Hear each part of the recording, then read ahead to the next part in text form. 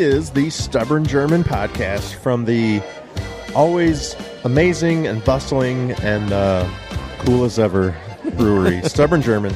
I am Jared Chasson, along with owner and proprietor of Stubborn German, Chris Ron. Hi, Jared. How are you? I am well. How are you? I'm great. And who do we have with us tonight, Chris? We have, for the St. Louis Blues, I'm not going to do it again.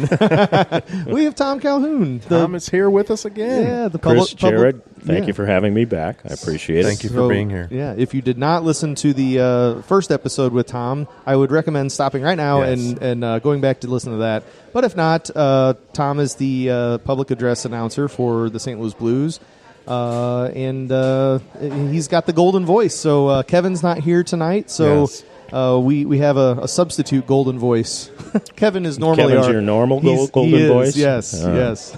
Actually, honestly, I was looking forward to you and Kevin discussing the radio and broadcasting business. He's got a big background in that, and I thought, this is going to be so cool. Yeah. And then he couldn't be here, so I'm know. like, dang it. Oh, well. But our last episode was great, so I can't wait to get into this. I've got lots more hockey talk Yes. coming up, so hopefully you're ready for some hockey talk. But before we do that, we always start with a German word of the day. Yes, we do, and I have one, and it's a little shorter than the last one we did. Thank you. This one is Tasse. Tasse. Tasse. Okay. Spell? Tasse. Can you use it in a sentence? Tasse. The German word of the day is Tasse. Oh, okay. That's cup. Uh-oh, he knows. That's cup, huh? Oh, that's your guess, I spoiled it. Is that your guess? Well, he may be wrong. I might be wrong. We've had other guests that were very confident guess in their answer. Is that your final answer? That's final answer. Final answer is cup. Okay. I'm gonna let's see. Jared? I have to guess differently, so it's probably cup. But I'm gonna say Tasse or Tasse sounds like top shelf. Top shelf. We got a double theme here. It's a top shelf. So for bourbon or goal or a top shelf bourbon. If you didn't listen to the first episode, I'm a little dangerous with German because I took it in grade school and high school. Yes. And I didn't really get to the point where I was conversational with it, but some you know of it, some words. Some here of and it has stuck. Well, you know, cup here and there. Well, we'll find out at possibly. the end of the episode whether we have our first guess. He sounds pretty confident. Guess I'm just correct saying. answer or not. All right. Well, right on to the hockey stuff. So, do you have training camp for your voice? Like when the fellas start getting back on the ice, late summer, do you have voice training camp? I can't say that I've ever felt the necessity to do that. No. All right. I have more dumb questions. So. But this year, he's going to do it, Chris. But since you suggested it, and now that I'm getting to be an older fella, you should put probably out isn't a bad idea. A funny Facebook video or something. As the guys get back on the ice, you'll be, I don't know, sweatsuit, kind of like me, doing some voice exercises. Okay. That'd be kind of fun. Yeah. Well, you younger people have those good ideas like that, and it's your generation now is the internet generation, and so I grew up mostly before the internet happened, and we had fun by playing marbles and putting baseball cards in our bicycle spokes and things like that. Kicking tin cans around the backyard. Yeah, and going. Locking my mother in the coal bin one time, and things that were fun for kids before there was cell phones and internet activity. That's funny. Now, you mentioned in the last episode honey and lemon juice, and it's funny Wish you I said had that. some right now, Yeah. as a matter of fact. Well, when I was in high school, and this is like nerding out, and nobody cares, but I was in an a cappella quartet. And anytime we performed, we drank lemon juice and sometimes honey before we would sing. And, I don't know if it helped. That was such a party. It was, Most guys are, pounding beers before they go out, and I'm drinking Jared's lemon juice. over there drinking honey and lemon juice. But, I have no idea if it helped, but hearing you say that you did it, now I know. There's some validation there. I'm not sure what the ingredients are that actually are active that, creates... I think that the lemon juice kind of acts as a something to stretch your cords a little bit, maybe. And the honey kind of coats them so that the irritation factor of whatever might be going on in there like I'm dealing with right now. So since I gave you this bourbon, and I think the bourbon's doing it. Yeah. But are what kind of coach the chords and let you get to the place in your voice that you want to be. Yeah. And the warmth of the tea, of course, is soothing. So I'm not the only one that does it that way. Yeah. I think if you look at some old videos on YouTube of opera singers like Pavarotti, and that they did something similar before they went out and did a concert. Really? Yeah. Huh. That's cool. I've often been referred to as the Pavarotti of beer podcast producers. And who does that? No one's ever referred to me as that. I have no comment. Sorry, Chris. Go on with your hockey questions. Okay, next question up.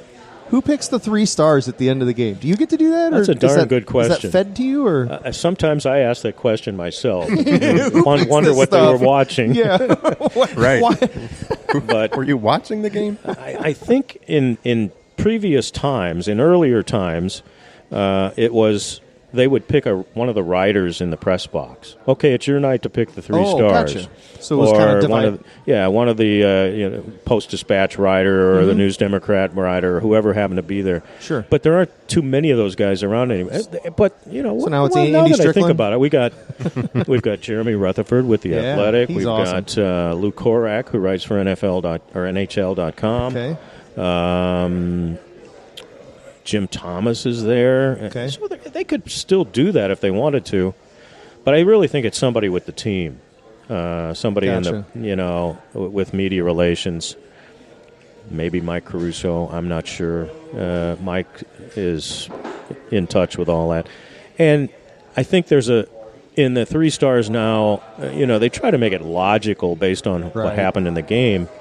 But let's say somebody scored their first goal in the league, or they'll throw them a number 2 or 3 or something. Yeah, or somebody had the Gordie Howe hat trick or something. They'll make sure that they get included in the 3 stars somehow, even if there were 5 guys who had a better game. Sure. So it's not any kind of scientific formula, just for sure. Here's some standouts from the night. Well, so then do they just say that in your ear and you write it down, or is it? Well, usually what happens is somebody with the team will call it into my headset. Lately, Trevor Nickerson, who is in charge of Blue Note Productions and the whole show, Gotcha. He's been in the same suite in the press box where I've been doing my announcing. He's sitting right next to me, so he can just tell me. I see. The 3 stars are such and such. Gotcha. And so it's been pretty easy that way lately. But that's cool. In the old days, we would get to about 30 seconds left in the game, and I'd get on the headset and they'd go, "Hey, what about the 3 stars? Anyone Anybody doing know? this? I'm supposed to do this as soon as the game ends." So, there's been some times where I kind of had to fake my way through it once or twice, but just pick your own them 3 myself. stars. Yeah. Have you ever had to or got to? I don't think so. No. I think I'm exaggerating there. but you're ready to if you need to. Yeah. So I guess just another kind of follow-up to that. Usually the number 2 star gets interviewed by the radio side, and the number 1 star gets interviewed by Panger on the bench. Right. Is that a surprise to them, just as you read it? Or I guess not, because they're... when they go off the ice down the tunnel towards the locker room, there's usually Mike Caruso or somebody with a team telling, okay, you're 3, you're 2, you're Gotcha. 1. So they don't go all the way into the locker room. I see. They kind of stand there waiting for the announcement. So they know right then who they're going to interview. Because I was kind of thinking like that's pretty. I mean, they do ask a lot of just general questions. How was the emotion level on the ice tonight? And okay, but still to just pull that off instantly would be pretty good. But I don't know. That's still pretty cool. One of the fun aspects of the game when we go to the game. Well, it depends on who's driving and where we parked. Really, I always like to stay for the 3 stars. Like that's the icing on the cake, And I don't know, it's kind of cool. I'm glad you do because it's a lot fun. of times there are only 50 people left in the building. Yeah, when I make I'm one the of them. announcement, depending on how the game has gone. Right, people are heading home. Yeah. But if it's been a good game and people are still into it, usually it's a 3/4 to 7/8 full building, Yeah. when we do that. So That's cool. Now, I've been kind of wondering, and we mentioned some of these other broadcasters and, announcers and whatever. A lot of announcers in various sports kind of cross over to other jobs. Have you done anything besides just being the Blues PA announcer while you are still the Blues PA announcer? Do you do something else? You mentioned some teaching, but any other broadcasting? No, I teach some mass communication at Southwestern Illinois College, and I oversee the campus radio station there, which is an internet station.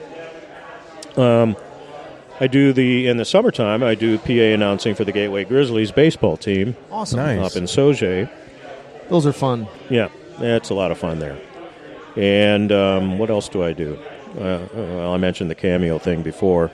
Yeah. I still do some of that. That's about it, I guess. Yeah. One of the coolest memories I have of a Grizzlies game was my family and I went. My kids were very little. I want to say they were 7 and 5 or something. And it started just pouring down rain. I mean, it was just like one of the hardest rainfalls I've ever seen. And both teams came out on the field. The tarp is already laid out. And they start just doing slip and slide on the field. They're Really? just sprinting and sliding as far as they can. And it was just so fun to see players, Right. Who probably ought to be taking care of themselves and being careful out here just slipping around on this fun. tarp in the rain. It was so neat. That's what's great about minor league baseball. Yeah. You can do things like that. Right. And that must go back several years. It 'cause was. They've had artificial turf there Yeah. at Grizzlies Stadium now for, I'd say, 10 years. I was going to say, probably. this was probably 15 years ago. So, Yeah. Yep. Don't have a tarp anymore. Right. No tarp to worry about need now. Right. That's cool. So that's your training camp is the Grizzlies games, right? Pretty much, yeah. You don't have an off season. No. Well, I have a few weeks in May after, Okay. or it depends on really when the Blues playoffs Right. run is over. And then when the Grizzlies are finished, Labor Day weekend, I usually have 3 weeks in September. And the Calhouns call that vacation time. Vacation time before the Blues season starts. So one other thing I used to do full-time was radio. I did. I started in radio after college and was involved with more full-service radio during my career. Full service meaning news, sports, weather type stations. Gotcha. Usually worked either as a news announcer or a sports announcer, producer. I covered the 85 and 87 Cardinals for KXOK radio back in those days.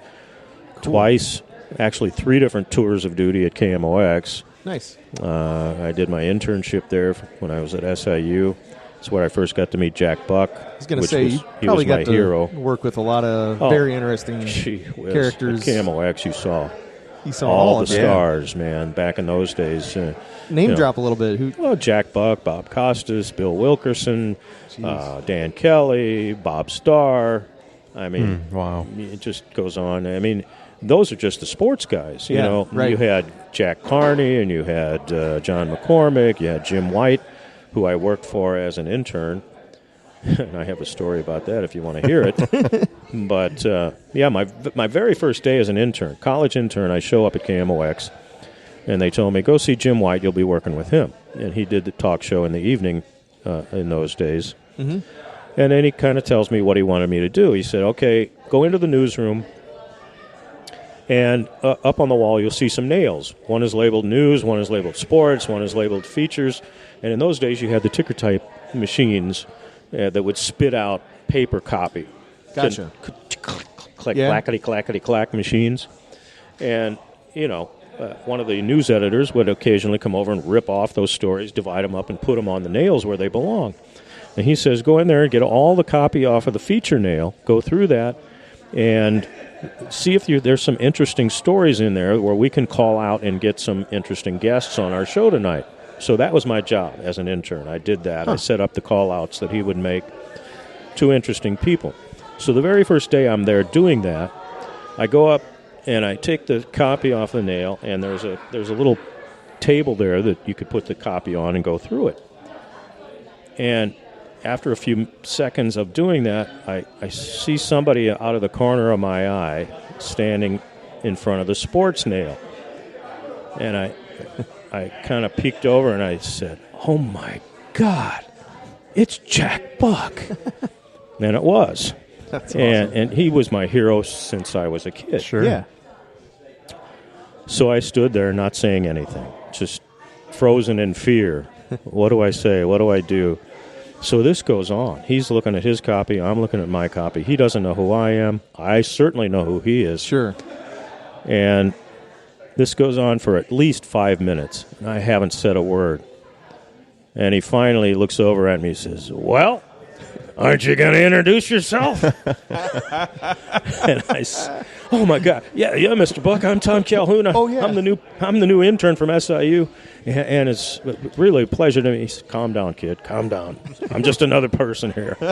And so he couldn't have been nicer or more welcoming. He was just that kind of person. He just loved other people. That's all I can. It's the only way I know how to put it. And after 15 minutes of conversation, him asking me about who I am, what I want to do, how's your family, what kind of family life do you have, where do you live, and all that. Just met you and Just talked to you for 15 minutes? Talked to me for 15 minutes. It put his copy aside. He could do that later. Right. He took time for me That's so cool. to welcome me into the KMOX family at that time. And that meant so much to me. As you can tell, I'm still telling the story. Sure. And Wow. just a wonderful man. And I've always heard that about him, that he was so helpful for other people in the business and all kinds of people. Just a genuine person. One of those people who, if he had one dime left in his pocket, he'd be happy to give it to you. Yeah. That's cool. Very cool. I have a few questions about some, basically some blues players, blues type, people from back in the day. But let's start with the Golden Brett.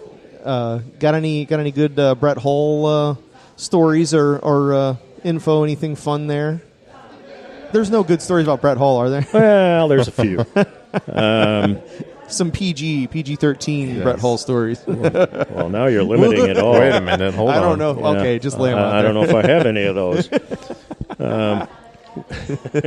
Well, of course, somebody who was in the building the night he scored his 500th goal will remember that I announced his 500th goal, and the building went crazy. But they reviewed the goal, and the NHL officials said, "Oops, it was tipped by Craig Janney in front of Son of a. Whoops. So they called it down to me, and they said, that wasn't Hull's goal. That was Janney's goal. You're going to have to announce it as Craig Janney's goal." So I announced, we have a scoring change on that last Blues goal. Man. It's now credited to Craig Janney, and the whole place Were went people throwing beers on the ice? I've never been booed so much in my whole life. Who is this guy? Yeah. Well, luckily, it wasn't. I mean, maybe 2 minutes after I made that announcement, Hull scores another goal. Nice. And it's his 500th. No doubter. So we got to do it. So how did you make that call then? Or did you say it's his Well, This one is also I his think I pretty 500th much played it straight, but Gotcha. but his 500th of his career. And I didn't really realize this till later on. I announced every Brett Hull goal that he ever scored wearing a Blues uniform. Oh, wow. I mean, he went on to Dallas and Detroit and some other places. But as a Blue, you had his whole career. I had his whole career. Yeah. And I'll never forget the night they made the trade to bring Brett Hull to St. Louis. Mm-hmm. I had worked a game that day. And as luck would have it, as I'm walking out of the building through the Blues offices that night, I happened to run into Ron Caron, the old Blues general manager. The professor. And I said, "How do you like that trade you made today, Mr. Caron?" He goes, "Let me tell you, Calhoun, you will love this Brett Hull. He could really shoot the puck." He could really shoot the puck. The other guys, not so much. Yeah. But this guy. I said, so this is Bobby Hull's son, right? Oh, yes, he's a chip off the old block. And, of course, if you remember, at that time, he was not really that highly regarded. He was not that highly touted. He was kind of a fat guy. He was, as hockey players go, he had a lot lot of extra weight, and he was kind of, they called him lazy or whatnot. Lazy. Yeah. Sorry, Brett. I know you're listening, so we don't take it. Brett Don't take it gives personally. zero F's about what we think he of would him. be the first one to own up to that, Yeah, I think. Yeah. And at that time, he was thought of as a one-trick pony. He Sure. could shoot the puck and not do much else. Well, he, of course, developed into the wonderful Hall of Fame player 50-50 that he became. guy. Yeah, right. Yeah. So, and what other story would I have about him? After the Centene Ice Center was built, and we were there for, I forget exactly what the event was. So but this isn't not too long ago, not right? too long Yeah. ago, because Centene hasn't been there 4 or 5 all that years, long. maybe? Yeah, something like that. So there might have been, I think it had something to do with the All-Star game in 2020. Okay. And there was like a Friday night event, maybe an alumni game or an old-timers game or Gotcha. something. And so Brett isn't playing in it, but he was scheduled to be there and, I don't know, drop the puck or something like that. And I was invited to come out and do the PA announcing for it. And it happened to be a night where there was like a half rain, half snow thing going on. Sure. A crappy weather night. Mm-hmm. And so we both parked in a preferred parking spot outside the building. And we were told, come in this private entrance where the Blues come in. Okay, fine. So it just so happens that he and his wife and some of his friends and I show up at this door at the same time. Well, it's locked.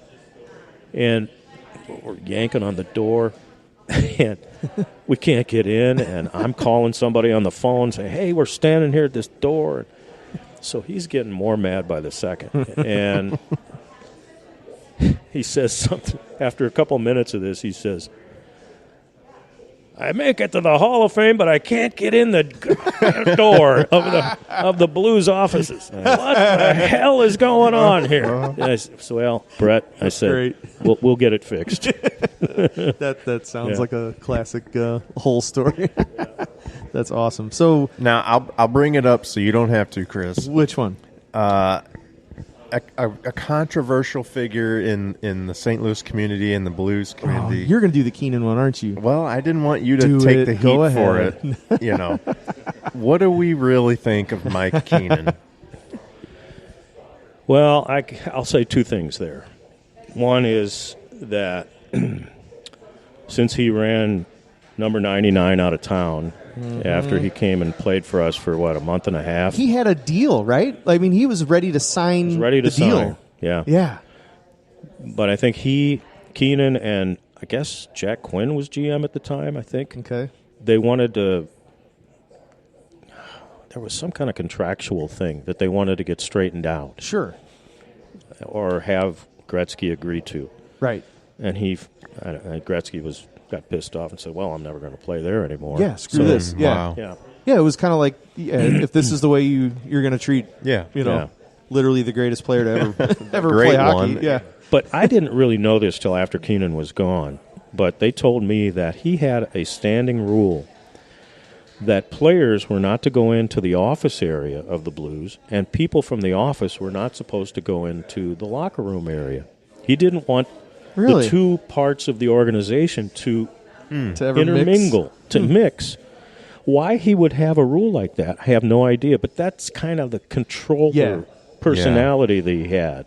Control freak, yeah, totally. You had to have a pass Yeah. And to get from wasn't he the one point that, A to point B in the building, And is he the one that made them redo the carpet in the locker room, and he's playing with the bench sizes and all that Wow. for the Yeah. visitors' bench? He was a and control freak. Yeah. And crazy stuff. Yeah. No. I can't really say that I ever really had a conversation with him. Really. Because he was so aloof from those of us who were not players or Right. coaches. Right. Yeah. Do you find that to be different with other coaches? I mean, Yeah. have you had a better relationship You with bet. certain coaches? Joel Quenneville was just a prince. Really? Just a guy like you and me and your friends and my friends. You know, you could talk to him about anything. I remember after he got fired, went to work for Colorado. Colorado came back in a couple of years later, and I happened to pass him in the hallway outside the locker room area, and he stops me and says, "Hey, Tom, how you doing? Oh, it's been so long. Everything okay? You doing? How the kids? You know, and stuff Yeah. like that." Just a great guy. I'm sorry the way it went for him down in Florida Right. with that situation, Right. but That's crazy. as a person, couldn't come any better. Yeah. You know, How about Hitchcock? Hitchcock was pretty much the same way. Yeah? he was a good person, great to talk to, and when you had a chance to talk to him, he always gave you some time. There's been a string of them. Berube seems like Yeah. a player's coach. Is he a staff's coach too? Does everybody like him? I think so. Andy Murray always seemed like he'd be somebody fun to hang out with. Maybe not. It though. just so happens that Andy Murray was the coach at the time when the Blues played the Detroit Red Wings twice over in Stockholm. Okay. The preseason games back in 2009, and they flew me over to Stockholm to Really? do those games. Nice. Which was a nice perk. Absolutely. First and only time I've really been to Europe. But it was... There was something going on because there was a bunch of fans who took a charter plane over for those games. And I'm trying to think of how this story goes. But somehow the fans were not happy with Andy Murray on that trip. And I don't remember exactly why. But other than that, I would say, Andy was a great guy too. Yeah. For a while there, it was. You got to understand that most of these players and coaches are North American and Canadian type people who are just thrilled that they're making a living and a really good one in professional sports, and so they're not jaded or feel entitled like so many of the other professional athletes you happen to run into these days. They more have like a happy-go-lucky type of a mentality. Like, More people persons. Sure. People persons. That's one of the reasons that I've enjoyed being around hockey all the years that I have been, because the people of the sport are people that you really enjoy being around for the most part. It seems like you could go grab a beer with just about anybody. Any hockey player and have a good time. I used to do that back in the day. Yeah. When I was closer to the same age as the players, Sure. there were a few players that I did have a beer or two with. But nice. That's awesome. Yeah. That's really cool. I was at a game. It was in '96. You probably remember it. I mean, you were there. You probably remember you this. probably remember this one. Sure, that the one. The Blues played the Hartford Whalers, and it was, I want to say it was one of the first games Gretzky had a home game, and Twist and Chase was on the Whalers, fought each other. Uh-huh. Oh, wow. The Blues won. Yeah, it was, I don't know, it was one of those games that, I've been to a ton of games, and I have a handful. I was at the Wakey game for Bacchus, that Blackhawks playoff game. There's a handful, but that one way back then was probably the one that really kind of escalated my, like, oh my God, the storylines here are just crazy, because Kelly Chase was just on the Blues. He went, and that's also right after Pronger and Shanahan were traded. So Shanahan came back as a Whaler and played against Pronger on the Blues, and that's when everyone hated Pronger, because he got traded. Shanahan was traded for him. So right here, the Chase Twist story from that game. Yeah. Yes. So, Chaser is on the Whalers, and Twister is, of course, with the Blues. And here I go again with the bourbon. Your bourbon's getting it. That's too funny. So, they were ordered, or one of them was ordered to go out and fight the other guy. Really? And I think Twister was sent out by the Blues coach at the time, who would have been whom? Oof. Was it Keenan? That could have been Might have Keenan. Well, yeah, because Gretzky was. Yeah. that was Yeah. Keenan. Right. So Twister was sent out to fight Chase because Chaser was running around Checking doing everybody. some, Probably doing trying to get some- after Gretzky. doing some business. Yeah. So the fight happens right in front of me, right in front of the penalty That's right. box. And I was right behind the TV guys, so I was just up from you. Yeah. It was And right so there. I had a front row seat for the whole thing. And Chaser would tell you he won the fight. Twister would tell you that he won the fight. It was a great fight. And I think Twister was more right than Chaser, Yeah. and Chaser would probably admit it now. But they both get put in the penalty box. And I look over after making the announcement at Tony Twist sitting next to me. And he's got his face in his hands. He's looking down at the floor, and he looks up and he says, "This is a hell of a sport when you have to go out and fight your best buddy." Yeah. Wow. And Wow. he was almost in tears. Really? Wow. Oh, so it because really had got to him, huh? Yeah. Wow. Yeah. And I would have thought he would have ate that up and just been like well, a couple of guys just roughing around, but that's interesting. there are guys doing what they're supposed to do and doing their job. Sure. But then When you're told to do something you don't want to do. told to yeah. do something you don't want to do, but you know you have to do it. Wow. Yeah. And probably also you're trying to beat the hell out of your best friend. yeah. I mean, come on. It's kind of like when Chris comes to do these podcasts, Tammy's like, you got to go do this, Chris. You got to go. You You're gotta, told to gotta do get something away. you don't want to do. Yeah. He shows up anyway. Yeah, You want to this get is a no paycheck, fun. you, Yeah. you a little better tear do in it. his eye. Wait, I get a paycheck?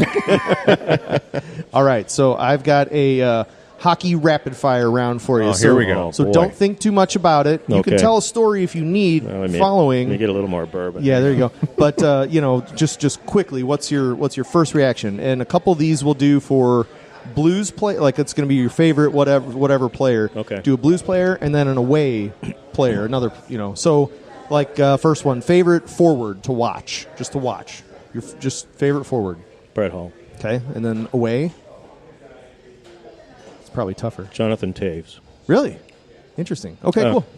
I'm sorry, Blues fans, that I said that that. hurts, but okay. But in his prime, I mean, he was the penultimate hockey player. Sure. I mean, at that time when he was at the peak of his game. Yeah. Okay, I'm gonna add to this. Chris isn't ready for this. You answer the Oh, same no, question. no, yes. no, What's your favorite forward? That is so hard. He wasn't I was prepared. okay. Ian LePerrier. Oh wow. Okay. Wow. All I right. was a big Loppy guy. back in the day. He was special Okay. Keep going. And then in away, his own way. yeah. away, Yager. I mean, Okay. yeah. Okay. Good answer. Defenseman. Favorite defenseman to watch. Al Blues? McInnes. Okay. Chris. He would be mine. Too. Okay. Yeah. Okay. And away, other opposing team. Favorite defenseman. I don't even know. Do other teams play defense? Bobby Orr had retired. Okay, I'm going to say... There's some real thought. Let me tell you, folks. They are looking far off into the distance for looking this off answer. into the distance. Okay, I'm going to say... Oh, boy. That's tough. Defenseman. It is tough. I can't That- come up with anything. I've got about 10 names floating around in my head. I guess I better just pick one. Rapid fire.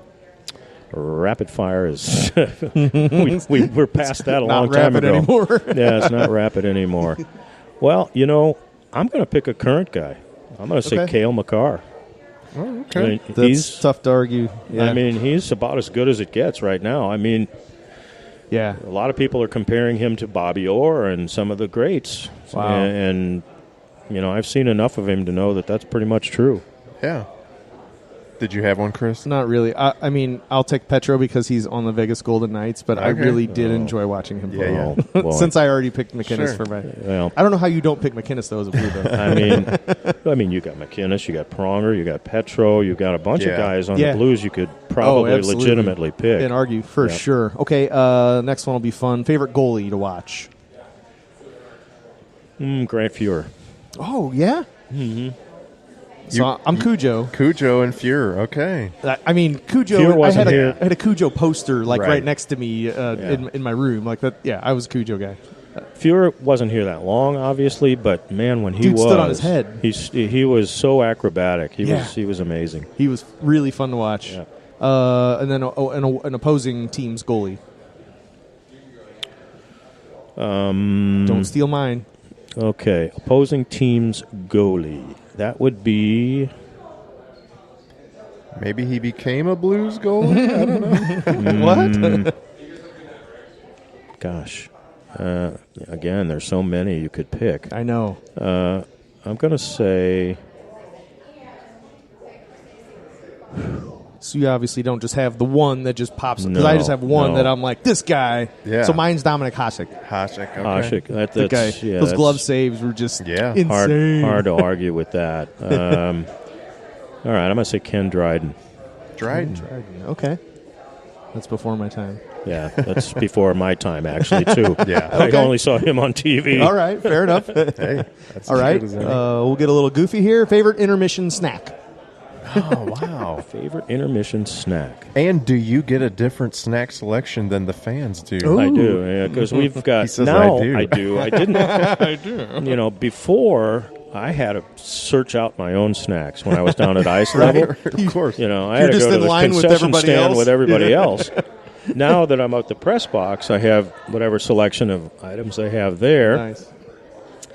And I'll usually grab a bag of pretzels or they sometimes have some fresh peanut M&Ms.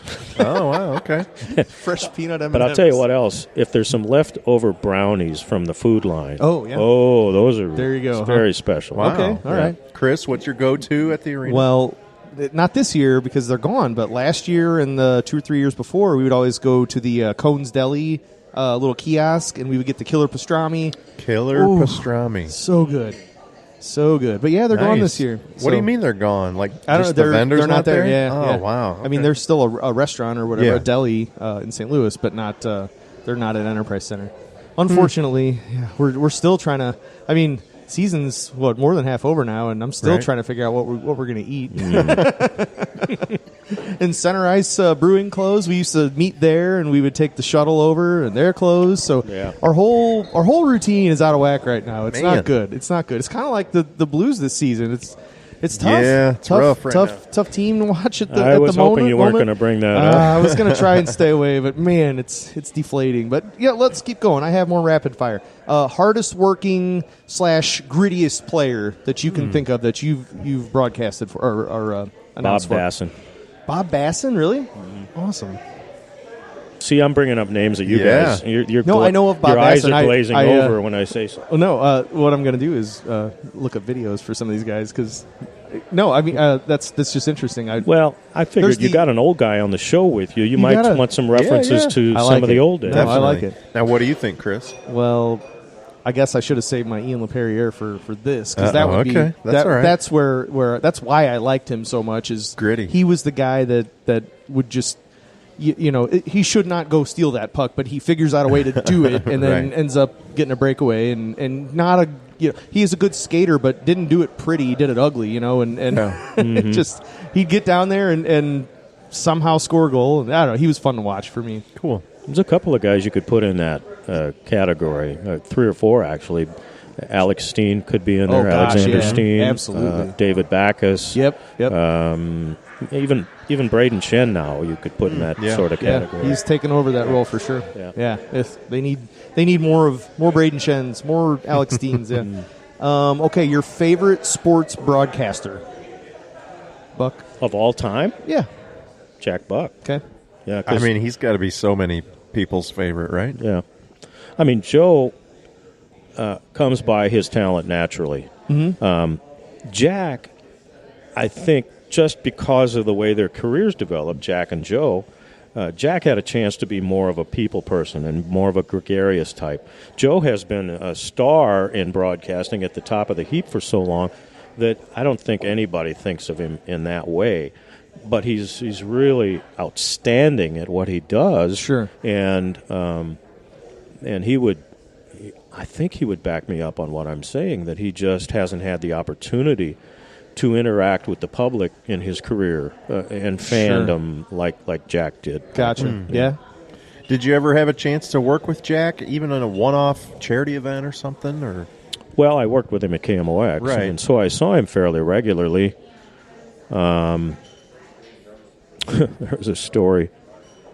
I was covering the football Cardinals when they were still in town.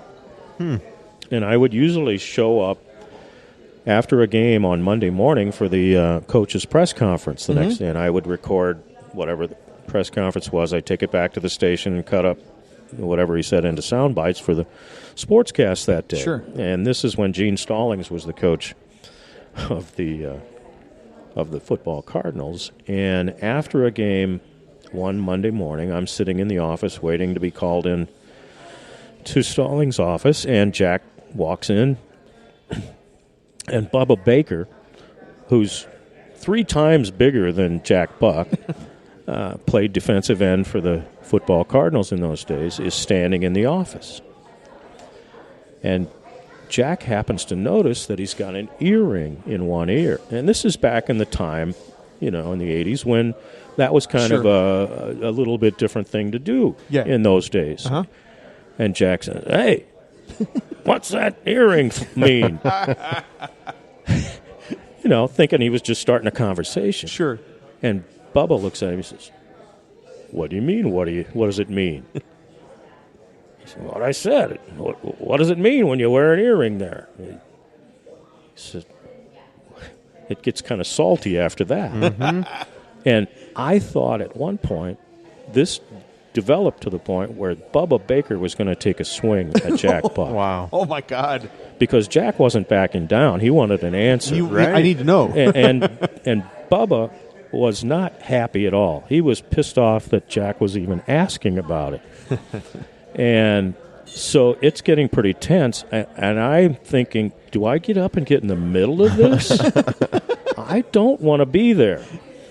So eventually it breaks up, and I'm thinking after this all calms down, if Bubba Baker would have taken a swing or bumped Jack Buck, his career would have been over at that moment. Jack Buck was such a big star in broadcasting at that moment. And he was covering baseball. He was covering football, Monday Night Football on CBS in those days. And if Bubba had crossed the line, that would have been the end of him in professional sports. And I was sitting there witnessing this, wondering, how's this all going to end? How is this going to end? Oh, my God. That's too funny. I got just a couple more. All right, I'm sorry, of these. Chris. Rapid fire. Go. Rapid fire. Okay. Favorite fighter? Favorite fighter? Favorite fighter. Not necessarily the best, but your favorite one. When he drops his gloves, you're like, all Ryan right. Reeves. Ryan Reeves? Yeah. Nice. Twist and Reeves are right there at the top of my What about you, Chris? totem pole. I don't know. I think I might say Cam Jansen as far as like most exciting. Like when he was ready to go, I was like, oh, this could get crazy, Right. But stuff was usually flying everywhere when he decided to fight. Have the Blues just had really good fighters throughout their history, or do I just think that because I'm a Blues does fan? every team have that? Because I feel like the Blues have had that. Does every team have a Chase, a Twist, a Reeves, a Jansen? Who am I missing? One or two more. Well, I mean, in the early days, there was a roster spot on most teams Fighter for somebody for that, who did nothing but enforce. Right. That's what they did. I mean, it's not nearly that way anymore. Right. There are guys who can play, who can also fight, but then you go back to the 90s, 80s, 70s, even back to the early days of the league, there was usually one roster spot reserved for a guy who did nothing but go beat up people on the other team. Total goon, yeah. So, and now there's no space for a goon on any team. No. I mean, you better be able to skate. You better be able to play the game. Yeah, that's cool. Okay, favorite player from the Cup run. So just in maybe just the playoff, or maybe the streak type situation. In the Cup run? Yeah. Bennington. That's tough to argue against. I'm going to go Maroon just because of the goal against Dallas, but you got to know that if Bennington didn't come along and do what he did in January of that season and the rest of the season, Maroon wouldn't have a chance on you at your answer. Sure. You're right. Yeah. Okay, I changed my answer. You're wrong, Chris. Well, he just proved that I am, so there's that. Okay, weirdest announcement that you ever remember making. It's got to be some weird thing that... Okay, this goes back to the early days of my career, when we always used to announce the attendance of the game. And so, usually somewhere early in the third period, I would get a call from the press box from Susie Matthew or some official with the team, and they would give me the official attendance number. And then at a break in the action somewhere in the third period, I would announce it. So this happened to be a game, I guess it was probably with Chicago, because it was a full house and a lot of standing room only people and so forth. So I had my way that I usually announced the attendance, but I wasn't used to announcing standing room because there weren't that many games in those days where you had a sellout house and people standing. So here's the way. It went something like this. Tonight's official attendance, 18,742, and that includes 1,042 standing room only seats sold. and the guy, Larry Weaver, sitting next to me, bumps me. He says, "Standing room seats? How does what that work? What are you talking about?" That's awesome. Yeah, how do you do that? Yeah. And I guess that's a question. Why the hell do they even announce the attendance at a game? Like, what is it? Just like so everyone can go, "Huh," at the same time? Pretty much. I mean, we don't do it anymore. Yeah. Well, Yeah. I don't know when it stopped exactly, but that's somewhere they still do that at Cardinal games? they usually put it up on the video they'll board. say today's attendance. Yeah. All right, last one. Wait. What was your most... My most weird announcement? Yes. I've never had to make weird announcements. we are out of Stubborn Fest. Ladies and gentlemen, Blueberry Wheat has left the building, and everyone boos me. Okay, let's see. Your favorite brewery on Main Street in Waterloo. Go, quick. Go. It's got to be Stubborn German. First one that comes to mind. We made it. Yes. Oddly enough, that is not Chris's favorite brewery on Main Street in Waterloo. We are the only brewery one. on Main Street. Okay, that's my hockey rapid fire. Awesome. Well, thank you for asking. Tom, it has been an absolute pleasure having you here, and I'm not sure you can really understand how excited Chris has been about this episode, these two episodes. Dude, I got one. You got one story. more? Okay, he's got a story. For okay, us. And I was like, I'm not going to say this, but I've had a beer or two. Like, why not? Sure. So this is the time. Probably when I was in maybe 6th or 7th grade. My brother, the little girl and the baby that we were waving to earlier, that was the dad was my younger brother. Okay. So he's 3 years younger than me. But anyway, I'm in 6th grade, he's probably in whatever 4th grade, 3rd grade, and I would pretend to do like a blues goal. I wasn't going to bring this up, Chris, but since you did, yes, go ahead. No, I totally did this. I'd be like. I guess would I start with the goal? I would start with the goal. I'd be Brett Hull shooting and scoring, and then I would go through the whole thing. So that included your announcement of the goal, and I would make up 2 players that got the assists and all that. And I think my brother was doing the nice because I was back in the day. It was a little different then. Well, let's hear the announcement. Oh God, no! I mean, that's why you're the pro and I am not. Yes. You're not getting that. I haven't drank that many beers. Well, when I was a kid, and this goes back to my high school days, I'm kind of embarrassed to admit this, but there wasn't much ice around to play ice hockey. Sure. When the Blues first came to town, and when we fell in love with the sport. Mm-hmm. So a bunch of my buddies and we would play street hockey on one of the playgrounds in the neighborhood. Yeah. Put up a couple of goals and right. have our sticks and plastic pucks and such. Uh-huh. But before we played any game, we all stood and sang the Canadian national anthem. Nice. Oh, Canada! Because it wasn't officially hockey unless you played, right. sang the Canadian That is national hilarious. It is always kind of a little extra special when you go to a Canadian game and you get to hear the other anthem, and everyone sings it like it's their own kind of. It's kind of funny. But it is pretty cool that as fans, you love your team so much that you've even got little kids emulating the PA announcer right. from the arena, and because that's part of the team as the goalie and the forwards Absolutely and it the is. coach. It's an honor when I hear things like that. Yes. It really is. I don't take that lightly at all. It's been a wonderful part of my life. I'm so happy that it came along when it did.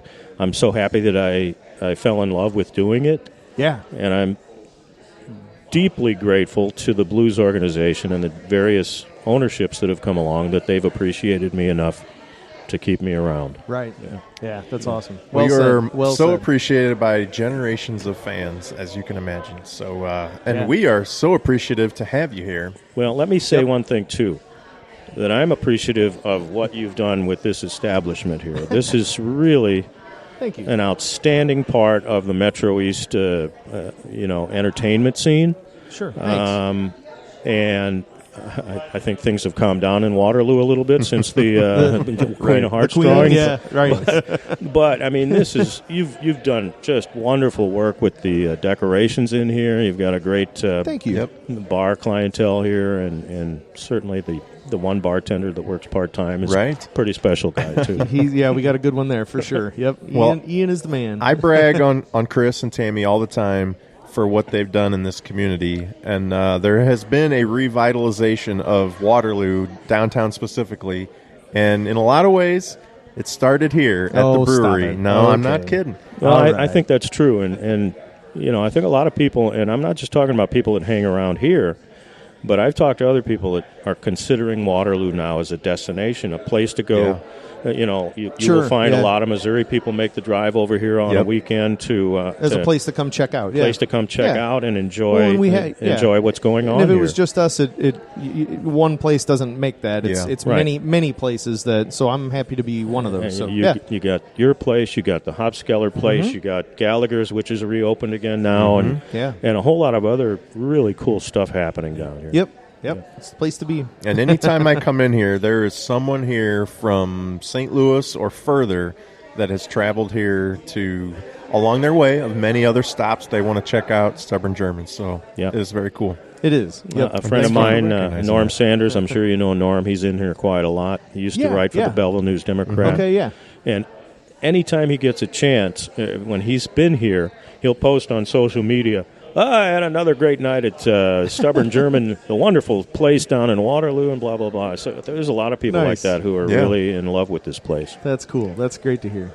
And as exciting as this episode has been, what our fans really want to know about is the German word of the day. Okay. How did I do? The German word of the day was Tasse. Tasse. And, short and sweet. Yeah, Jared said it meant top shelf. Tom just said, well, that's cup. Cup. Tom's right. Dang it. Tom got it right. Ding, ding, He ding, was ding, so ding. confident. He got it. No, he literally just said He knew it it's right cup. away. It's cup. Yeah. Yep. Congratulations. Nice Thank job, you. Tom. Thank you. I appreciate it. We don't get a lot of winners. Yeah, how rare this is. How many episodes are we up to now, Jared? Do you know? This is our 51st episode. And 52nd. he would be our third correct winner. Yes. German word of the day. It doesn't happen very often. Yeah. Well, It's a good like job. I said, some of that stuff that I took in grade school and high school has stuck. Well, yeah, it helps I think German as a... You just happened to pick one of the words that stuck. it's like, well, if he's taking any German, he's going to know cup, but maybe not. But I got to go theme oriented. No, yes. I could have said Stanley Tasse, and you would all got it. That's right. Yeah. Well, once again, thank you very much for being here. It has been a pleasure. It's been my pleasure. One of the funnest episodes we've had, and and the longest list we've probably ever had of Chris's topics. So, Kevin didn't even get to make it through my awesome list. We love you, Kevin. We miss you, but it has been fun. So for all our fans out there and listeners, we thank you. And for Chris and Tom, I'm Jared. And as we like to close every episode with Roast.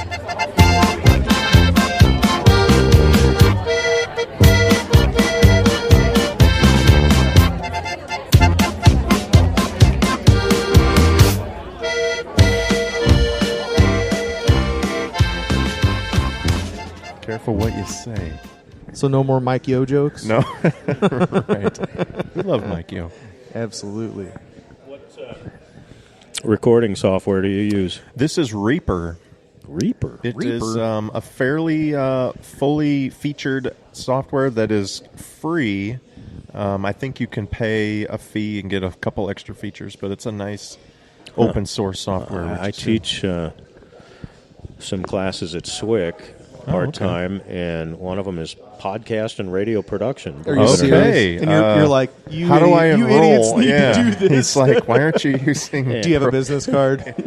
What do you actually do. suggest? What do you use? What's your go-to software? We have to use Audacity because it's free and students can download it to their own devices. That is what I and used such. to use. Yeah, Audacity. I liked it a lot.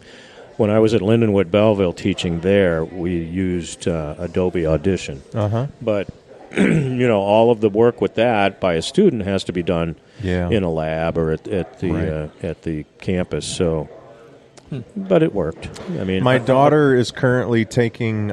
She's in a digital marketing degree at Lindenwood, and she's been taking some video classes and things, and has to use Adobe.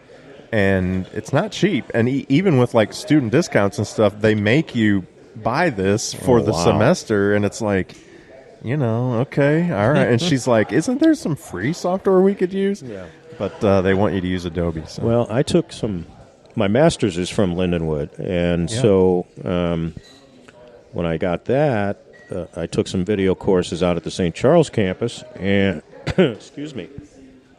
It's the whiskey. It's hanging Whiskey right there. hits that spot. I told you it's going to bust your streak. Yeah, and so we had to learn Avid, which is more of a professional video software, and I don't think I paid for anything though. I don't remember paying for anything, but it was. Because they have the TV station out there, they wanted to make sure that students were learning on the same platform that they would see in the TV station. So, Gotcha. My wife is a photographer and a little bit videographer for weddings and things. And she had used an old version of Premiere that we had, for a long time. But as they got to now, there's like a subscription model of everything. You got to pay monthly for this stuff. And so I really wanted to move to something open source and free, and there's plenty of great software out there. And so that was a little bit of a struggle. I really tried to push her to the free stuff, and she wanted to subscribe to the Adobe because that's what you get used to. And they know that. That's why they give it to you free up front as a student or whatever. it was funny when I was learning video editing in my master's program. I was learning on Avid. And I'd get to a point in editing a project or something, and Avid would have me stumped. What do I do now? So I'd download everything that I had done, and I'd go to Adobe Premiere, and okay, it's user friendly. I can finish the project. Yeah. So Yep. Tricks of the trade, Chris. I like it. All right. You ready to go? I'm ready. Episode 2.